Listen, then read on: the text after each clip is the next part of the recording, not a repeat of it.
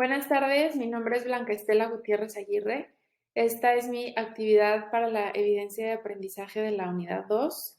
En este caso voy a hablar de la sepsis en el tema de los estados catabólicos. Para comenzar es importante mencionar los conceptos y las generalidades acerca de lo que es la sepsis.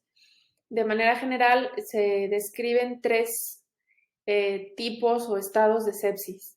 La primera es la sepsis como tal, que es una condición médica grave provocada por una respuesta inmune del cuerpo desregulada ante una infección. Es decir, no es como una infección normal que uno toma quizás un antibiótico o un antiviral y en 2 o 3 días se recupera. Aquí estamos hablando de una condición grave en donde el cuerpo respondió mal, digamos, y viene con una falla orgánica potencialmente letal. Luego tenemos la sepsis severa, que es cuando una sepsis se asocia a una falla de 2 o más órganos. Y tenemos también el shock séptico, que es un subconjunto de varias sepsis con mayor riesgo de mortalidad porque hay anormalidades graves en la circulación y en el metabolismo, que vamos a ver más adelante qué sucede con el metabolismo en estos cuadros, y se presenta con complicaciones graves hasta llegar a una falla aguda multiorgánica que puede afectar pulmones, riñones, hígado y en ocasiones otros órganos. Ahora bien, las causas de manera general son bacterias. Pueden ser bacilos gram negativos o cocos gram positivos. Evidentemente hay otras causas, pero esto es lo más común y en ambos casos intrahospitalarios porque muchos pacientes, ahorita vamos a ver un poco los factores de riesgo, pero recién operados, en condiciones en donde están expuestos o son vulnerables a una infección, son los más propensos a padecerlo. Y especialmente más los recién nacidos, los pacientes ancianos y las mujeres embarazadas. Ahora, como ya decía, hay ciertos factores de riesgo que detonan mayor propensión, como la diabetes, la cirrosis, la leucopenia, enfermedades que comprometen el sistema inmune, evidentemente, como el lupus, por ejemplo, otras enfermedades autoinmunes en donde el sistema inmune está suprimido, linfomas, infecciones recientes, trasplante de órganos o médula ósea, dispositivos invasivos como catéteres o tubos de drenaje, como ya decía, es común en pacientes hospitalizados que quizás tienen eh, insertado, colocado algún dispositivo que deja expuesta la piel, que deja expuesto tejido vivo propenso a tener una infección. Otros factores de riesgo son tratamientos previos con antibióticos o corticosteroides.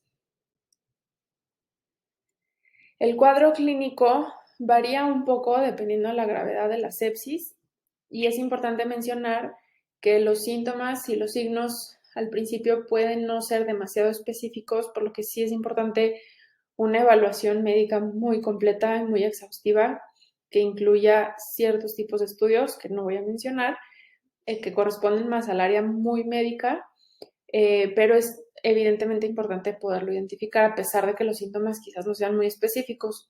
Algunos de ellos son delirio, disfunción cardíaca primaria, embolia pulmonar, fiebre, taquicardia, taquipnea y sudoración. Es importante también mencionar que a medida que la sepsis empeora o avanza hasta un shock séptico, puede haber confusión y disminución del estado de alerta. Ese es un signo muy importante. Y ocurre algo un poquito extraño también, que la presión arterial disminuye, pero la piel está caliente en una fase. Después las extremidades se ponen frías y pálidas, y viene una cianosis periférica y hay un aspecto moteado en el paciente, en el cuerpo del paciente. Luego, la disfunción de órganos, este es otro aspecto importante, produce signos y síntomas adicionales dependiendo del órgano que está fallando. Como ya decía, tienden a fallar los riñones, los pulmones, el hígado, el corazón. Entonces, por ejemplo, si la sepsis empieza provocando una falla renal, va a haber también en el cuadro clínico signos y síntomas propios de una falla renal. Si está afectando el pulmón o los pulmones, va a haber signos y síntomas propios de una falla pulmonar. Si son fallas multiorgánicas, habrá un aumento de signos y de síntomas dependiendo de los órganos que están siendo afectados.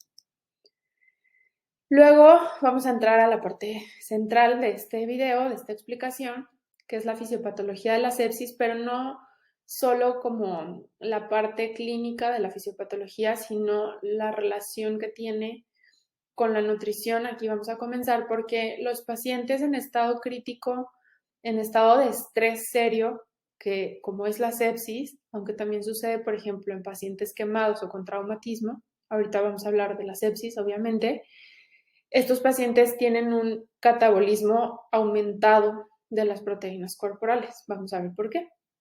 Sabemos que el cuerpo necesita glucosa para funcionar. Entonces, voy a comenzar por una parte que se va a complementar la explicación más adelante.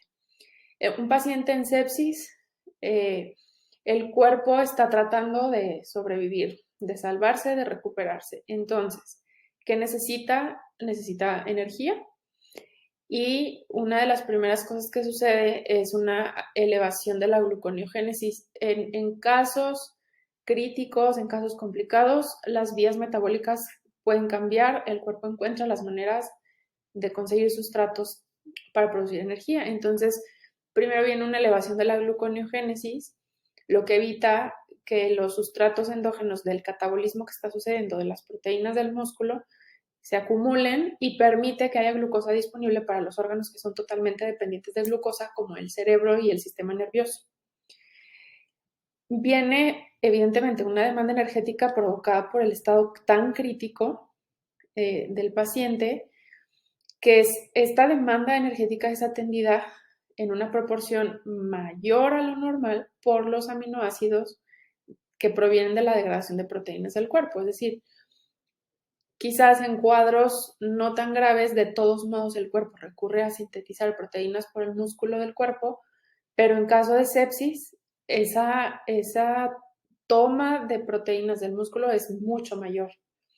Luego, gran parte del volumen de los aminoácidos, y esta es una de las razones por la que ocurre, se utilizan para sintetizar proteínas necesarias para la función del sistema inmune. Sabemos que el sistema inmune se conforma por muchos elementos que en su mayoría son proteínas. ¿Y qué está tratando de hacer el cuerpo? Combatir una infección. ¿Qué necesita? Un sistema inmune que esté funcionando. Entonces, una buena parte de los aminoácidos que se están sintetizando van a fortalecer el sistema inmune, a cicatrizar las heridas y ayudar a mantener la estructura de los órganos vitales. Repito, el cuerpo está tratando de salvarse.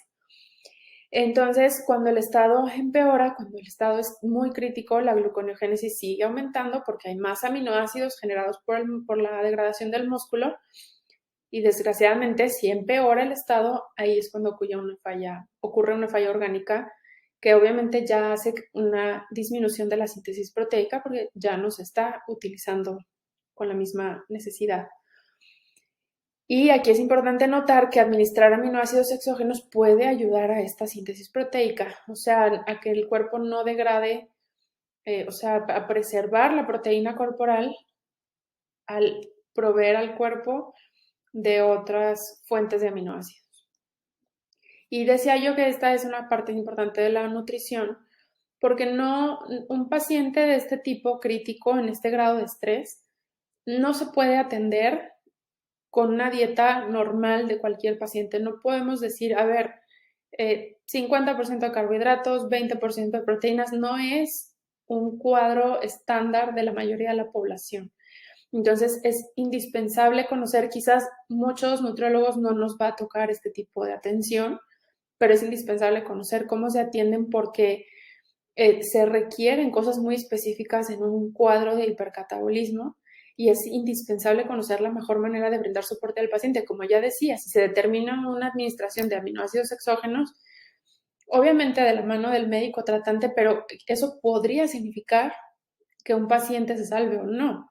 Sabemos que los pronósticos de la gente, de los pacientes hospitalizados, dependen mucho del estado nutricional. Si un paciente está desnutrido y tiene una condición grave como la sepsis, en este caso, el pronóstico va a ser peor. Entonces, un paciente nutricionalmente bien atendido tendrá un mejor pronóstico que sea clave para su recuperación. Entonces, inevitablemente, esto es parte fundamental de la formación como nutriólogos, conocer estas condiciones, entender cómo se modifica el metabolismo, cómo cambia, cómo se adapta y poder proveer estrategias y soluciones para el paciente. Espero que sea de su interés y muchas gracias por su atención.